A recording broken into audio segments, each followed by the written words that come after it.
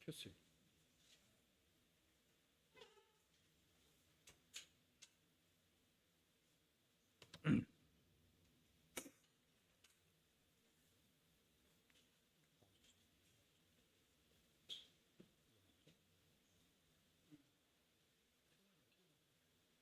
켜졌는데.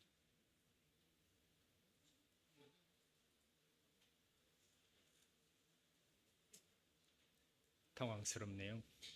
네.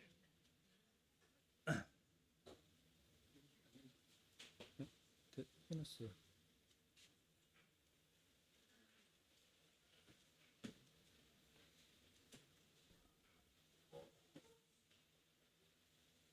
네. 저는 지난주에 그러니까 이제 좀 자매 외할머니가 이렇게 돌아가셨어요. 그러니까 98세로 계시다가 이렇게 정신은 너무 이렇게 총명하신데 이제 몸이 이제 나이가 있으셔서 이제 계속 이제 병원에 계시다가 이렇게 청주에서 이렇게 요양병원에 이제 계시다가 이렇게 돌아가셨습니다. 특별히 이게 제가 결혼한 지 한 20년이 넘은 것 같은데 이제 그때부터 이제 이렇게 고창에 이렇게 애가 거기 사시는데 이렇게 거의 뭐 저희 애갓집처럼 제 애갓집처럼 이렇게 오가면서 이렇게 너무 이렇게 예뻐해 주시고 이렇게 마치 이렇게 친손자처럼 이렇게 사랑해 주셔서 이렇게 할머니에 대한 이렇게 좋은 이렇게 추억과 이렇게 너무 애틋함이 있었습니다. 함께 이렇게 계속 할머니를 위해서 기도해 주시고 이렇게 해 주셔서 이렇게 이 자리를 빌어서 감사의 말씀을 드립니다. 저희가 계속 이렇게 교제 이렇게 틈틈이 가서 이렇게 찾아뵙고 교제하고 할머니가 이렇게 정신이 너무 이렇게 총명하셔서 이렇게 이야기를 하시면 다 그걸 기억하고 이렇게 계셨어요. 그래서 계속 이제 하나님께 내가 기도하고 있고 예수님이 나의 죄를 용서해 주신 것에 내가 감사하고 있다. 그렇게 말씀하셨습니다.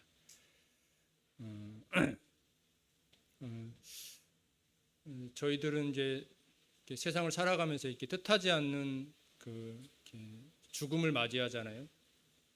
그러니까 이렇게 사랑하는 사람을 이렇게 죽음을 통해서 이렇게 보내고 이렇게 분리가 되잖아요. 요 며칠 이제 그 큰 비로 인해서 뭐 이렇게 청주에서도 그렇고 이렇게 수많은 사람들이 이렇게 뜻하지 않는 이렇게 죽음을 당하는 그런 것들을 보게 됩니다. 그리고 얼마 전에는 또 이렇게 해병대 대원이 수색하다가 이렇게 젊은 나이인데도 뜻하지 않는 죽음을 맞이하는 그런 소식을 또 이렇게 듣게 돼서 저희들의 마음을 안타깝게 하는 것 같습니다.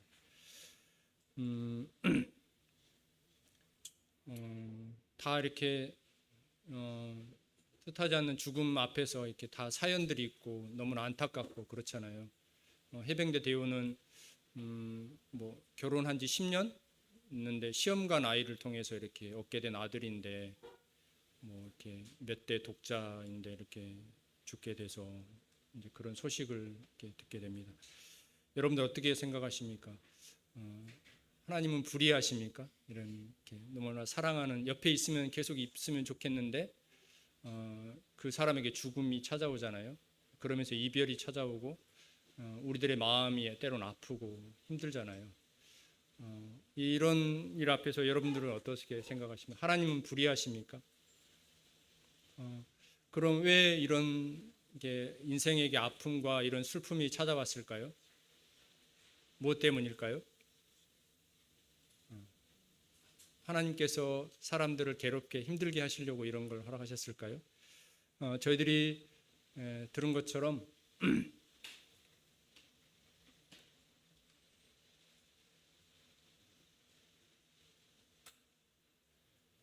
저희들이 들은 것처럼 이 모든 것은 사람들이 죄의 결과로 인생이 겪게 되는 고통과 질병과 슬픔과 죽음과 괴로움과 이 모든 것들이 죄의 결과로 우리에게 찾아왔다고 성경은 말씀하고 있습니다. 그리고 저희들은 계속해서 성경을 통해서 성경 가운데 하나님이 어떻게 사람들 가운데 일하시고 이렇게 행하시는지 여러 일들을 우리는 계속해서 말씀을 듣고 있습니다. 이런 사건과 여러 일들을 통해서 우리가 알게 된 것은 여러분들이 혹시 알게 되고 생각하고 느끼는 것은 무엇입니까? 어떤 걸 느끼고 계시나요? 저는 이제 계속 말씀을 준비하면서 어떤 마음을 갖게 되었냐면 하나님께서 행하시는 여러 일들을 통해서 우리가 하나님의 마음을 알아가는 게 참 중요한 것 같다. 하나님이 인생을 어떻게 생각하시는지, 우리가 하나님께서 왜 사람들을 그처럼 만나기를 원하시고 찾아오기를 원하시고 사람들의 죄로 인해서 분리 가운데 있었지만 하나님 그 죄를 해결하시고 또 사람들을 찾아오시고 만나기를 원하시고 이스라엘 백성들이 범죄하였지만 온 인류가 범죄하였지만 그들을 다시 만나시고 찾아오시고 그 죄의 문제를 해결하시고 그렇게 하시는지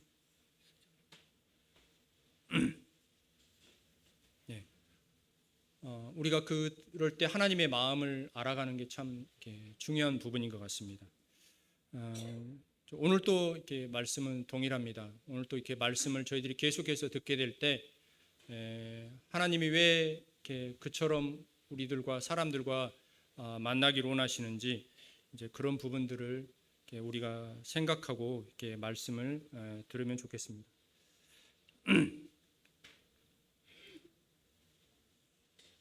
네, 나오고 있었네요. 네, 감사합니다.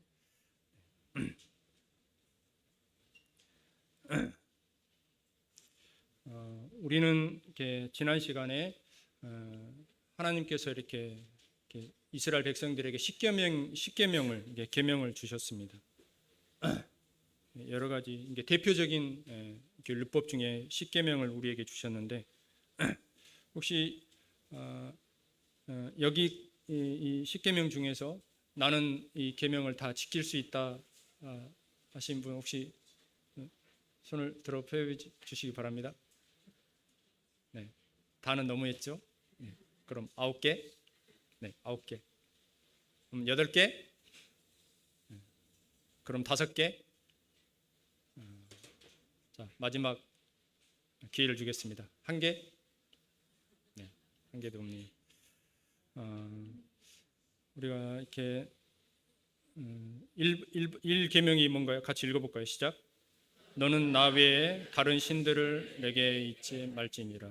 두 번째, 너를 위하여 새긴 우상을 만들지 말고 그것들에게 절하지 말고 그것들을 숨기지 말라. 자, 세 번째, 너는 하나님 여호와의 이름을 망령되이 일컫지 말라. 네 번째, 안식일을 기억하여 거룩히 지키라. 다섯 번째, 내 부모를 공경하라. 여섯 번째, 살인하지 말지니라. 일곱 번째, 간음하지 말지니라. 여덟 번째, 도둑질하지 말지니라. 아홉 번째, 내 이웃에 대해 거짓 증거하지 말지니라. 열 번째, 내 이웃을 탐내지 말지니라. 네. 이거 외의 율법은 이렇게 여러 가지 율법들이 또 이렇게 성경에는 이렇게 나와 있습니다. 하나님께서 이런 율법을 이렇게 왜 우리에게 주셨는지, 사람들에게 이스라엘 백성들에게 왜 이런 율법을 주셨는지에 대해서 저희들이 지난 시간에 들었습니다. 방금 이렇게 여기 앉아 계신 성도님들도 율법 중에 나는 단 한 가지도 이렇게 지킬 수 없다고 이렇게 말씀했습니다. 그러면 결과는 뭔가요? 우리 모두는 다 죄인이네요. 안타깝네요. 네. 성경의 죄의 삭은 사망인데 큰일입니다.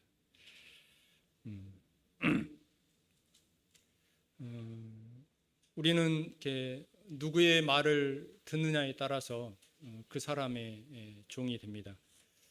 원래 하나님께서는 우리 인생의 주인이었고 우리가 하나님의 말씀을 순종하고 그분의 말씀을 따르는 것이 너무나 당연한 거죠. 하지만 첫사람 아담은 하나님의 말씀을 순종하지 않고 사단의 말에 순종하게 되므로 사단의 종이 되었습니다. 그리고 사람들은 하나님을 예배하는 것이 너무나 마땅하지만 당연하지만 하나님을 예배하지 않고 자신을 섬기고 또한 사단을 섬기고 죄를 섬기고 그렇게 살아갑니다. 예배라는 말은 가치라는 의미가 있다고 합니다. 그래서 우리가 하나님을 예배한다고 하는 것은 하나님을 내 삶의 가장 최고의 가치로 가장 귀한 자리로 첫 번째 자리로 우리가 섬기고 그분을 예배한다는 것이 바로 그런 마음입니다. 하지만 이렇게 율법의 첫 번째 계명인 너는 나 외에 다른 신들을 내게 있게 말지니라 첫 번째부터 우리 인생들은 인류는 하나님을 하나님의 법 앞에 죄를 범하고 맙니다. 그래서 온 인류는 하나님 앞에서 죄인의 삶으로 살아가게 됩니다. 그런데 마치 율법은 거울과 같다고 그랬잖아요. 율법은 거울과 같습니다. 여러분들이 거울을 보는 이유는 뭡니까? 아침에 일어나서 거울을 보는 이유는 내 얼굴에 뭐가 묻었는지 확인하기 위해서 거울을 보잖아요. 우리가 거울을 계속 보고 있으면 이렇게 이빨에 끼어 있는 고춧가루가 사라지지는 않잖아요. 거울을 보면서 그거를 제거하는 거죠. 얼굴에 뭐가 이렇게 화장이 잘못되어 있으면 계속 거울을 보고 있으면 화장이 제대로 되는 건 아니잖아요. 거울을 보면서 화장을 고쳐야 되는 거죠. 마치 율법은 엑스레이와 같다고 생각합니다. 저는. 그렇죠. 우리 몸에 이상이 있으면 엑스레이를 통해서 어디가 부러졌는지 이상이 있는지 우리는 확인하는 것처럼 하나님께서 우리에게 율법을 주신 것은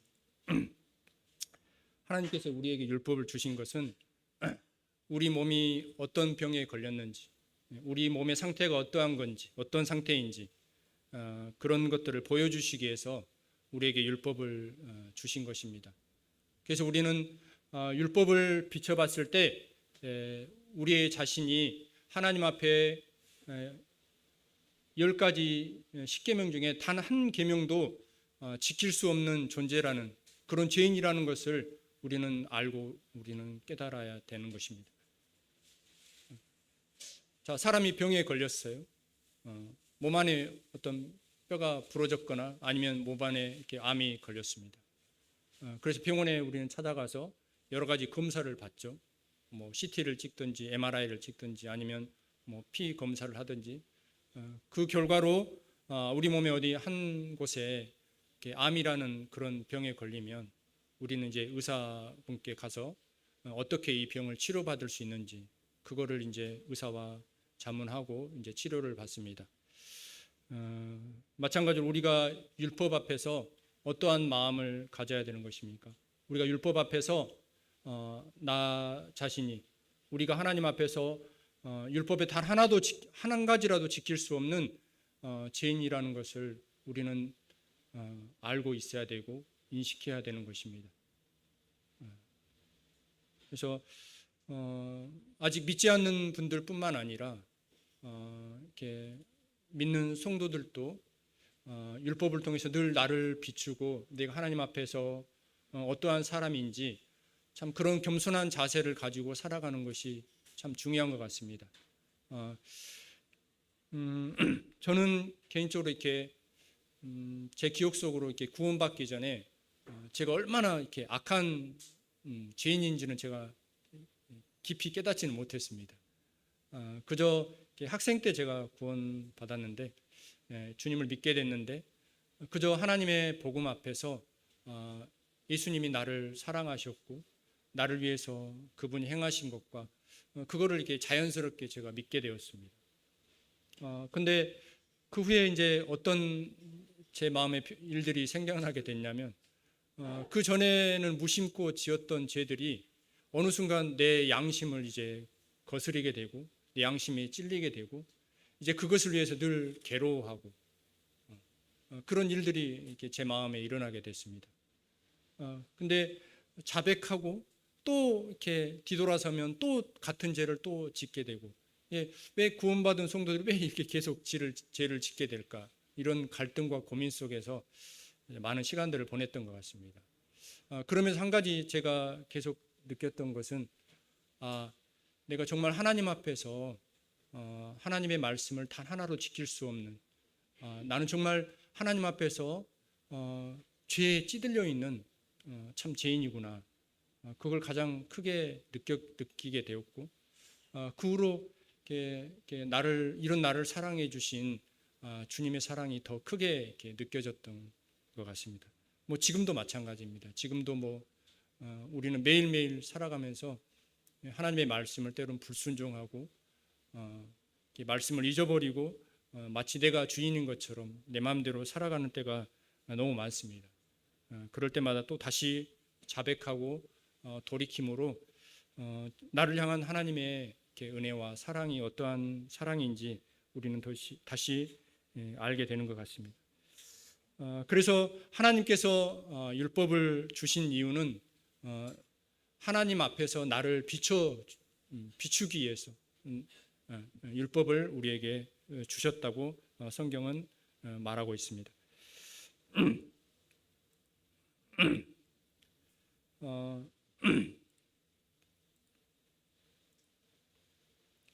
자, 그러면 이제 모든 사람들이 여기 있는 성도님들뿐만 아니라 세상에 있는 모든 사람들이 이 죄로 인해서 하나님의 심판 앞에 죽을 수밖에 없습니다.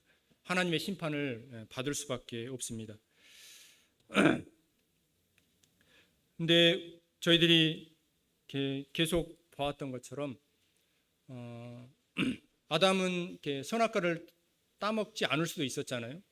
결과적으로는 따먹었지만 따먹지 않을 수도 있었습니다. 하나님은 사람들이 죄를 짓고 하나님이 실수하고 죄를 범하고 다른 길을 갔을 때 하나님은 그거에 대한 늘 대안을 가지고 계시고 다른 길로 인도해 주시는 것 같습니다. 아담이 비록 선악과를 따먹음으로 이렇게 죄를 지었지만 결과적으로는 저희 사람들은 어떤 또 복을 받게 되었나요? 만약에 선악과를 따먹지 않았다면 우리는 사람들은 어떤 삶을 계속 살았을까요? 에덴 동산 안에서 그냥 하나님의 피조물로서 그냥 행복하게 살았겠죠. 매일의 묵상에서 이제 그런 내용이 이렇게 나와 있더라고요. 하지만 비록 사람이 죄를 지었지만 하나님께서는 그 죄인에게 예수 그리스도를 통해서 더 큰 은혜가 내려졌다고 말하므로 이제 우리는 하나님의 자녀가 되는 복을 누릴 수 있게 되었잖아요. 이런 복을 저희들이 받게 된 것 같습니다.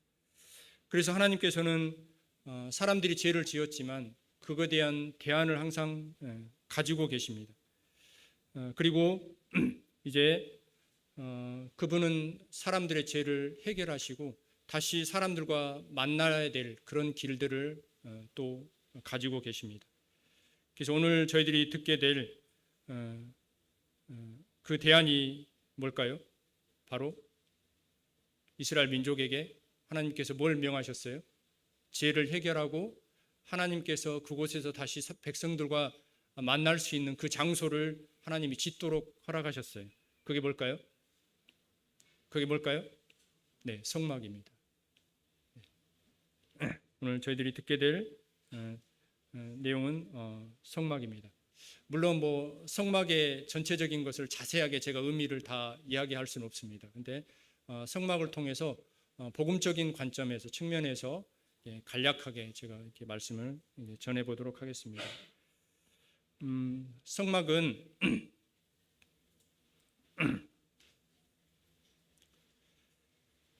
성막은 하나님께서 보여주신 설계도대로 지어야 했습니다. 마치 방주를 지어진 것처럼 하나님께서 노아에게 하나님의 설계대로 방주를 지음으로 그들이 큰 홍수 가운데 구원을 받을 수 있었던 것처럼 하나님께서도 동일하게 모세에게 성막의 설계도를 보여주셨습니다. 그래서 성막은 하나님의 설계대도로 지어져야만 했습니다. 세로가 대략 계산해 보면 46m, 그리고 가로가 23m. 우리 기억나시나요? 네, 통독 캠프 때 들었던 부분인데 기억 안 나시죠? 네. 평수로는 거의 한 300평이 약간 넘습니다. 그래서 이 예배당이 60평이라고 생각하면 몇 개? 5개 정도 사이즈가 상상이 되시나요? 네, 5개 정도 굉장히 크죠. 사이즈는 그 정도 되고요. 그리고 이렇게 그 안에 그 천막으로 된 이제 그 성막이 있는데요.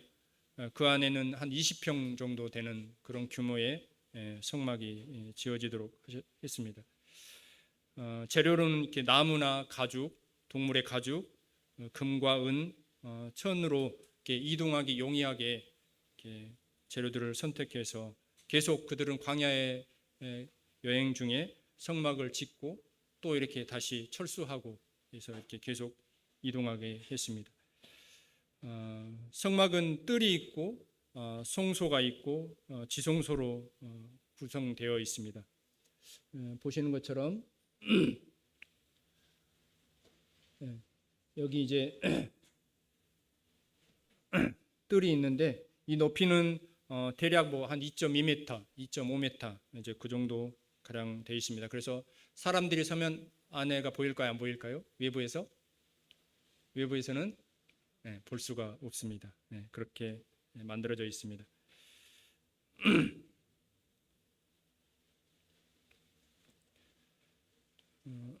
이렇게 바깥 뜰이 있고요.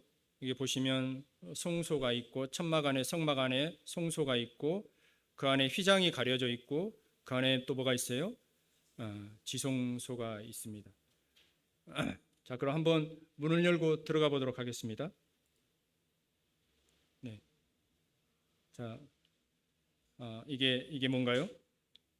문은 사이즈가 얼마나 될까요? 문은 굉장히 큽니다. 10m 정도 됩니다. 네, 크죠? 뜰에 비해서 굉장히 문이 큽니다. 그리고 문은 오직 몇 개가 있을까요? 네, 문은 오직 하나입니다. 출입구는 동쪽에 하나만 있습니다. 방주의 문도 네, 하나만 있죠. 우리는 이것을 통해서 오직 구원의 문은 한 길이라는 것을 우리는 또 생각할 수 있는 것 같습니다. 그래서 문이 굉장히 또 큽니다.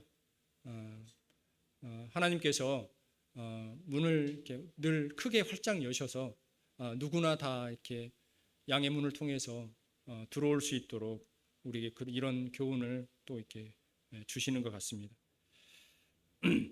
자, 문을 열고 처음에 들어가게 되면 뭐가 있을까요? 이게 뭘까요? 네, 뭘 막 태우고 있네요. 네, 본제단이라는 곳이 있습니다. 나무로 만들어서 노수로 이렇게 입혀서 사면으로 된 번제단을 만들어 번제단이 위치해 있습니다.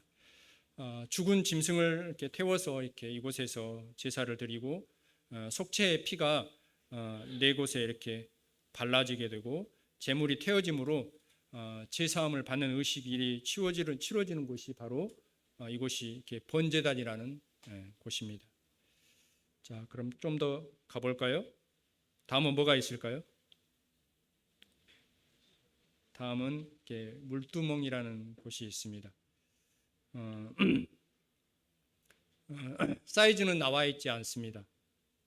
하지만 노수로 만들었고 그 안에 물이 채워져 있습니다. 이곳에서 제사장들은 수시로 성막 안에 들어가기 전에 바깥들에서 자신의 더럽혀진 몸을 물을 통해서 깨끗하게 씻고 정결한 가운데 그 안에 성막 안에 이렇게 들어가게 됩니다.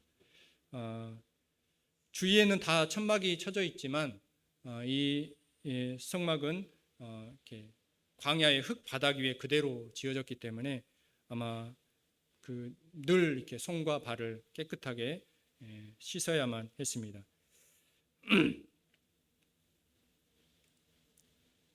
자, 좀 더 들어가 볼까요?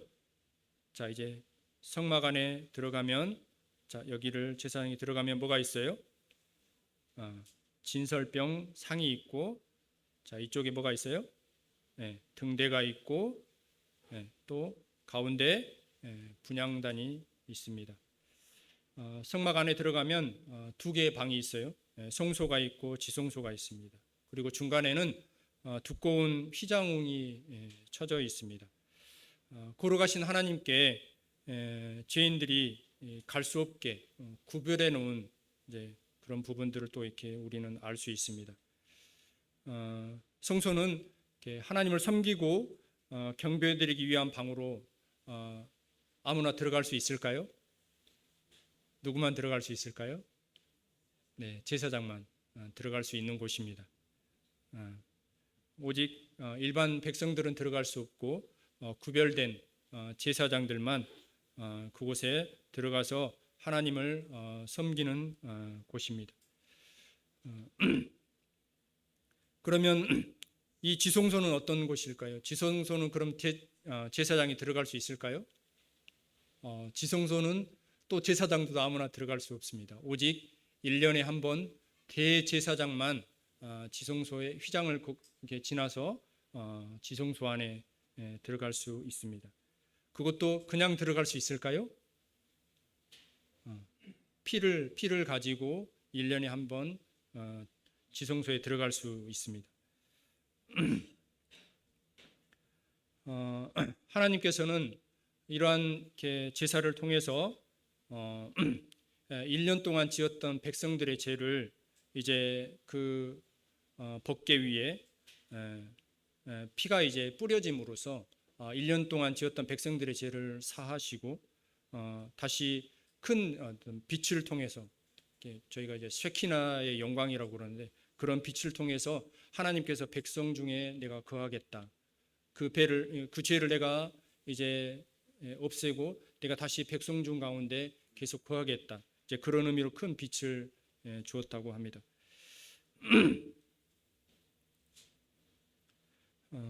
성소 안에는 이처럼 진설병 떡상이 있고요. 이 떡은 12개 떡이 있습니다. 12지파를 상징하는 12개의 떡이 있고요. 그리고 뭐가 있어요? 그곳을 거기는 창문이 없기 때문에 그 안에를 밝혀줄 수 있는 등대가 있었고 향이 피워지는 분향단이 있었습니다. 이 모든 것은 생명의 떡이 되신 예수 그리스도를 상징하고 있고 생명의 빛이신 예수 그리스도를 상징하고 있고 중보자 되시는 예수 그리스도를 또한 상징하고 있습니다. 이 모든 것이 어디에 있다고요? 네, 성소 안에 있습니다. 그럼 지성소 안에는 또 무엇이 있을까요? 지성소 안에는 언약궤, 때론 법궤라고도 하는데 그 안에는 십계명을 새겨진 돌판이 있었고 만나와 아론의 쌍난 지팡이가 들어 있습니다. 이 법궤 안에가요. 그리고 법궤를 덮는 뭐가 있어요? 덮개가 있습니다. 그것을 속죄소 시은 자라고 합니다. 그리고 그 위에 구룹이라는 천사들의 형상이 이렇게 새겨져 있습니다. 이것이 어디에 있다고요? 네, 지성소 안에 있습니다. 그래서 아무나 제사장이라 할지라도 아무나 들어갈 수 없습니다.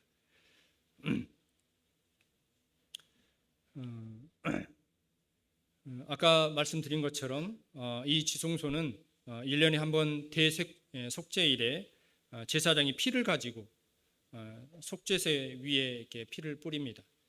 그리고 하나님의 영광, 셰키나의 영광이라고 강한 빛을 통해서 나타냈고 이것은 백성의 죄를 사하고 그 가운데 하나님께서 계속 함께하겠다는 그런 약속 가운데 이런 제사가 계속 드려졌습니다.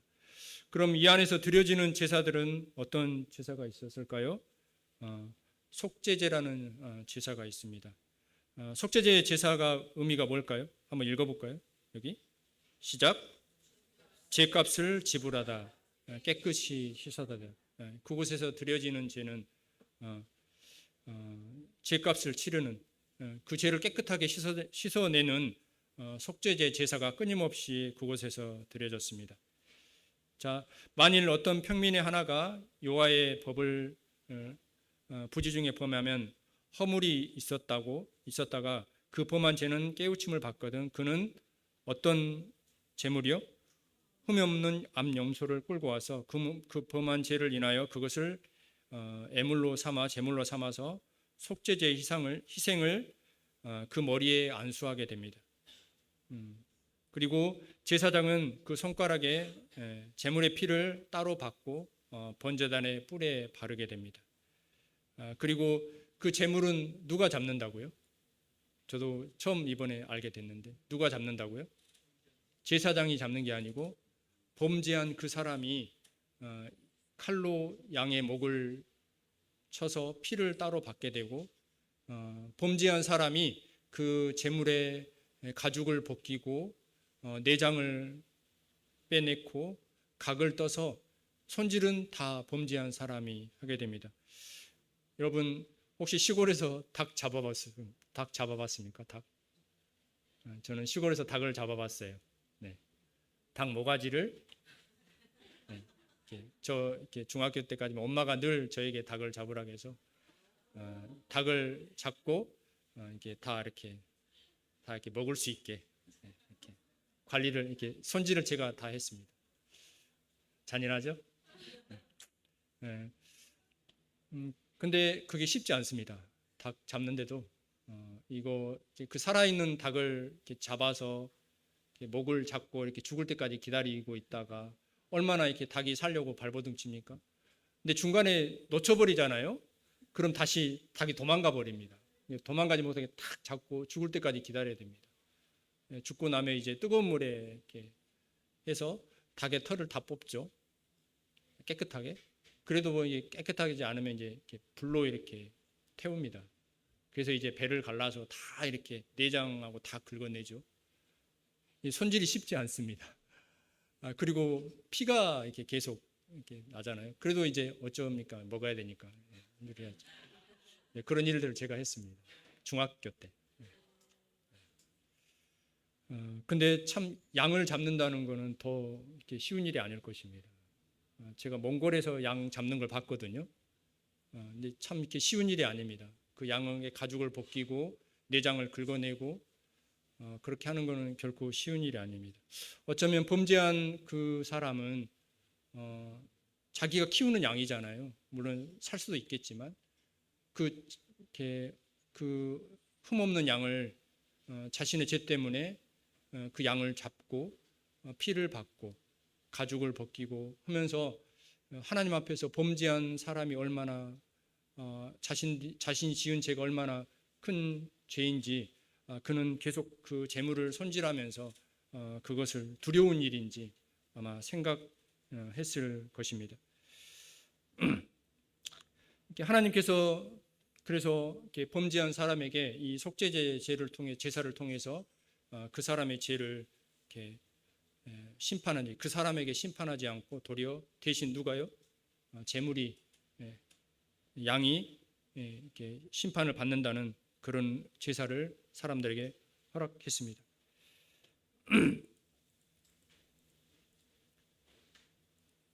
자, 이렇게 범죄한 사람은 이제 제물을 끌고 옵니다.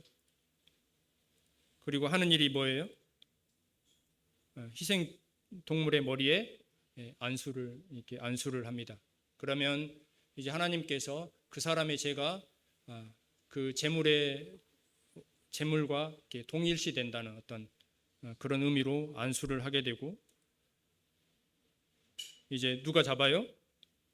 죄를 진 사람이 양을 잡고 그 피는 제사장의 피는 이제 이 제단 뿔에 이렇게 발라지게 됩니다. 이렇게 해서 속죄 제사를 하나님 앞에 드림으로 인해서 죄를 지은 사람이 하나님 앞에서 죽임을 당하지 않고 심판을 받지 않고 대신 제물이 심판을 받음으로 그가 살 수 있었습니다.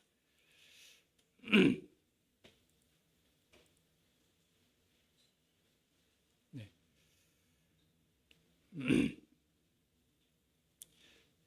자, 이렇게 해서 그는 하나님 앞에 그 생명이 끊어지지 않고 계속 이렇게 하나님 앞에서 자신이 죄를 지었지만 대신 그 재물이 죽음으로 인해서 그는 하나님 앞에 계속 나아갈 수 있게 되었고, 하나님께서 또한 그 제사를 통해서 사람들과 계속해서 만날 수 있게 되었습니다. 참 오늘은 참 이렇게 중요한 내용인 것 같은데요. 저는 지금까지 계속해서 이렇게 예수 그리스도에 대해서 이렇게 일부러 이렇게 따로 이렇게 드러내지 않았습니다. 근데 오늘은 참 이런 제사를 통해서 이런 제사가 누구를 상징하는지 한 번 더 이렇게 저희들이 이제 살펴보도록 하겠습니다. 하나님께서는 그 제사를 통해서 결국은 우리에게 누구를 보내실 것을 계속 말씀하시고 약속하시고 말씀하고 계시나요? 예수 그리스도를 우리를 위해서, 죄를 위해서 그 짐승이 상징한 예수 그리스도를 우리에게 보내주실 것을 우리에게 계속 말씀하고 있습니다. 한번 같이 읽어보겠습니다. 시작. 염소와 송아지의 피로 아니하고 오직 자기 피로 영원한 속죄를 이루사 단번에 성소에 들어가셨느니라. 짐승의 제사는 사람들을 죄를 온전케 할 수 없습니다. 그래서 구약 시대 때 피의 제사는, 짐승의 제사는 하나님께서 사람이 죄를 지으면 그 자리에서 하나님께서 심판을 할 수밖에 없었는데, 짐승의 제사를 통해서 하나님께서 그 심판을 잠깐 보류해 주시는 것입니다. 누가 오시기 전까지? 예수 그리스도가 오시기 전까지. 짐승의 제사를 통해서 하나님께서 그 심판을 바로 심판하지 않고 잠깐 보류해 주시는 겁니다. 오직 예수 그리스도가 오시기 전까지. 그리고 이제 하나님께서 약속대로 예수 그리스도가 이 땅에 오셨고, 그분은 어떤 제사를 드렸어요? 영원한 속죄의 제사를 주님이 드리셨습니다. 그래서 과거에 예수님이 오시기 전에 수많은 사람들의 죄를 예수 그리스도의 십자가를 통해서 그들의 짐승의 죄로 인해서 계속 보류하셨던, 심판을 보류하셨던 그 죄를 하나님께서 완전히 사해 주셨습니다. 그리고 그들이 앞으로의 지을 미래의 죄까지 하나님께서는 예수 그리스도를 통해서 그들의 모든 죄를 용서해 주셨습니다. 사해 주셨습니다. 이처럼 십자가는 우리에게 놀라운 능력을 나타내 주고 있습니다. 십자가는 하나님의 공의가 그대로 나타나 있습니다. 하나님은 죄를 결코 눈 감아 주시는 분이 아니십니다. 하나님은 결코 죄를 대충 넘기시는 분이 아니십니다. 하나님은 큰 죄이든 작은 죄이든, 하나의 죄이든 여러 가지 죄이든 하나님께서는 죄는 반드시 심판하시는 분이 하나님의 공의이고, 그분의 거룩은 죄인과 결코 함께할 수 없는 것입니다. 그런데 이제 십자가를 통해서 하나님께서는 그 공의의 심판을 예수 그리스도, 제물되었던 어린 양을 상징했던 예수 그리스도에게 하나님의 심판이 내려졌고, 또 하나님의 사랑은 십자가를 통해서 예수 그리스도의 십자가를 통해서 우리에게 그대로 전해지게 되었습니다.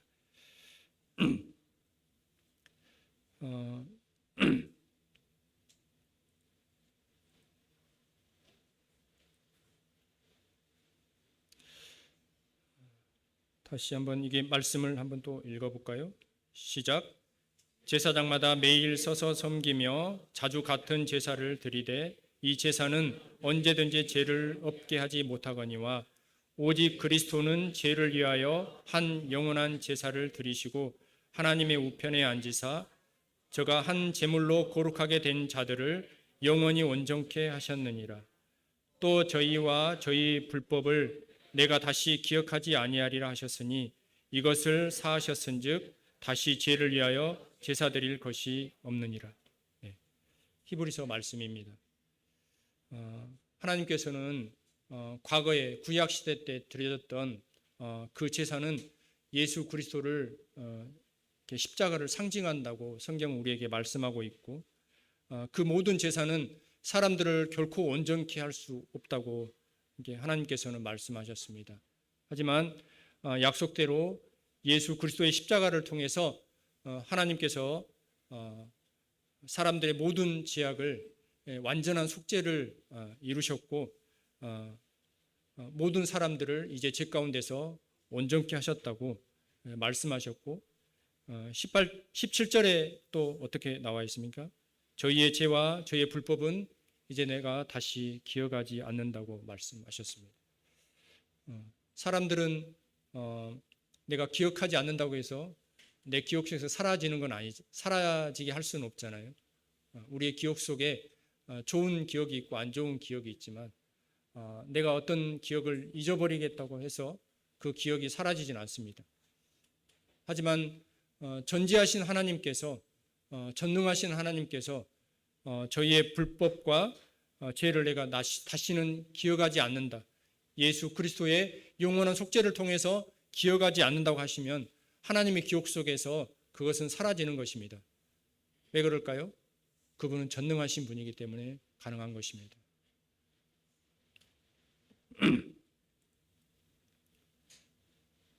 네, 또 한번 같이 읽어볼까요? 시작. 그리스도께서 우리를 위하여 저주를 받은 바 되사 율법의 저주에서 우리를 속량하셨으니 기록된 바 나무에 달린 자마다 저주 아래 있는 자라 하셨습니다. 네. 우리 주 예수 그리스도를 통해서 우리에게 내려져야 될 죄의 저주가 누구에게 내려졌다고요? 예수님께 내려졌습니다. 그리고 우리가 갚아야 될 죄의 값을 누가 대신 갚아주셨어요? 예수님이 갚아주셨어요. 우리가 마땅히 죄로 말미암아 저주를 받아야 되는데 그 저주가 예수 그리스도를 향해 갔습니다. 마치 구약시대 때 속죄 제사를 통해서 죄 없는 어린 양이 죄 지은 죄인을 대신해서 죽었던 것처럼, 주인의 죄를 위해서 죽었던 것처럼 예수님의 십자가를 통해서 저희들이 받아야 될 모든 죄가 예수님께 넘어가게 된 것입니다.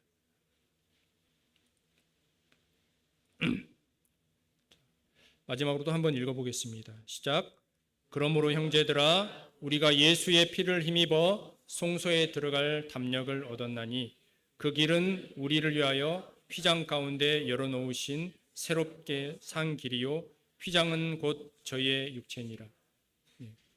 우리는 우리를 통해서 뿌려진 예수님의 피를 힘입어서 이제 우리는 어떤 일을 할 수 있습니까?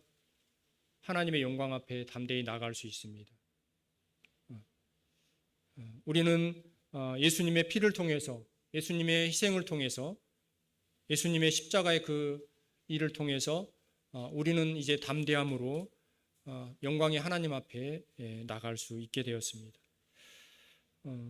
저는 성막을 통해서 계속해서 어떤 감동이 이렇게 갖게 되었냐면, 우리가 아는 하나님은 이렇게 저 넓은 우주를 만드시고 참으로 크신 하나님이십니다. 하나님의 어떤 크심을 사람의 어떤 가지고 있는 지식과 사람의 어떤 가지고 있는 것으로 측량할 수 없습니다. 측정할 수 없습니다. 아직도 우주의 많은 우주를 연구하는 많은 과학자들은 우주의 끝을 발견하지 못했습니다.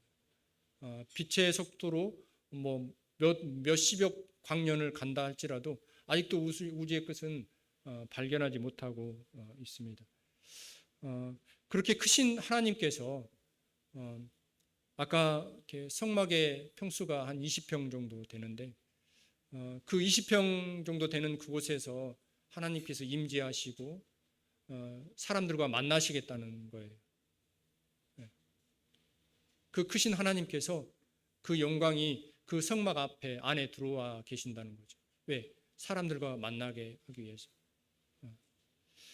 그처럼 사람들과 함께 교제하기를 원하시는 하나님께서 이 죄라는 것이 하나님과 사람 사이를 갈라놓았잖아요. 그리고 이제 이 죄의 문제를 해결하시고 다시 사람들과 교제하기를 원하시는 그런 하나님의 마음을 저희가 또 알 수 있습니다. 더 나아가서 이제 그 하나님께서 사람의 육체 가운데 예수님을 통해서 들어오셨잖아요. 그리고 그 예수님은 이 땅에 그 넓은 우주 가운데 있는 이 땅에 사람의 모습으로 오셨습니다. 그리고 마치 죽음이 짐승이 과거에 속죄 제사에 짐승이 죽었던 것처럼 그분은 피 흘리시고 매를 맞으시고 온몸이 찢겨주시고 십자가에서 인생을 대신해서 하나님 앞에 형벌을 받게 되었습니다. 그리고 우리에게 내려져야 될 형벌이 예수님께서 돌아감으로써 우리가 이제 하나님 앞에서 평안을 누리고 이처럼 살아갈 수 있게 된 것입니다. 참 하나님께서 사람들을 만나기 위해서 이 땅에 예수님을 통해서 내려오셨다는 부분이 참 제 마음속에 감동이 되었고, 동일하게 하나님은 끊임없이 사람들과 교제하기를 원하시는 창조의 목적이 여기에 있는 것 같습니다. 하나님께서 사람을 창조하신 목적이 사람들과 사랑을 나누고 하나님과 교제하기 위해서 창조하셨잖아요. 그래서 우리가 구원받았다고 하는 것은 다시금 하나님 앞에 나갈 수 있게 되었다는 겁니다. 하나님과 교제할 수 있게 되었다는 겁니다. 그렇죠? 물론 이제 천국에 가는 것도 틀린 건 아니지만 우리가 이제 구원받았고 새로운 삶을 통해서 하나님과 교제하고 그분을 만날 수 있게 되었다는 겁니다. 그리고 이제 성도들이 모여 있는 이 교회 가운데 하나님이 임재하신다는 거죠. 이런 부분들이 참 이렇게 말씀을 준비하면서 제 마음속에 이렇게 많은 감동이 되었습니다. 아직 예수 그리스도를 내 마음의 주인으로 영접하지 못하신 분 계십니까? 여러분들이 인정하든 인정하지 않든 예수님은 여러분들을 위해서 이처럼 놀라운 일을 행하셨습니다. 그리고 그 오랜 시간 동안 하나님은 여러 가지 제사를 통해서 예수님이 어떠한 죽음으로 죽으실지 이렇게 말씀하셨고, 구약의 여러 선지자들을 통해서 예수 그리스도를 대해서 예언하고 있습니다. 그리고 사람들과 계속 약속하고 계신 하나님께서 약속대로 그 일을 그대로 성취하시고 이루셨습니다. 이렇게 하신 이유가 뭐라고요? 그 크신 하나님의 영광의 하나님께서 나와 교제하기를 위해서, 나와 사랑을 나누기 위해서 이 큰 일을 행하셨다는 겁니다. 이런 사실들을 생각하시고 사랑의 주님을 개인의 주님으로, 구주로 영접하시게 되기를 간절히 바랍니다. 이것으로 말씀을 마치도록 하겠습니다.